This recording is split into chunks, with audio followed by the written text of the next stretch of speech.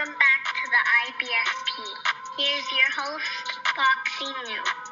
Keith Thurman may pull out of the Tszyu fight, and look, let's break it down honestly and objectively as possible. And according to the Boxing Voice, they state multiple sources have confirmed that Keith Thurman has an MRI scheduled for today for a potential bicep injury. They're told that the MRI results will determine if the fight is canceled or if the fight happens at all. Now, this is horrible news for boxing fans who are looking forward to this fight. Me personally, Tszyu, he's a prime, young, hungry champion, and I wanted to see him fight, a much better opponent than Keith Thurman, but Keith Thurman was coming confident. I would hate to see the date canceled, so, there's likely going to be a replacement. Now, who that replacement is going to be very interesting. For me, if I'm going to buy a pay-per-view, I want it to be worth my money.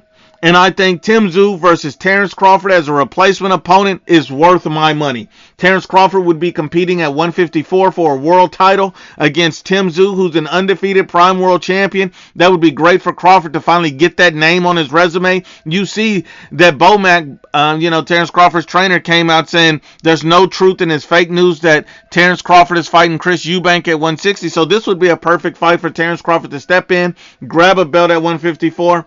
If everybody's in agreement, that would be worth the pay-per-view price for me, and that would be an even better fight than Keith Thurman, who's been out of the ring for 2 years fighting Tszyu. For me, an active, young, hungry world champion like Tszyu versus a guy like Terrence Bud Crawford, that would be great right now. I would love to see that, and that would be worth every dollar for pay-per-view.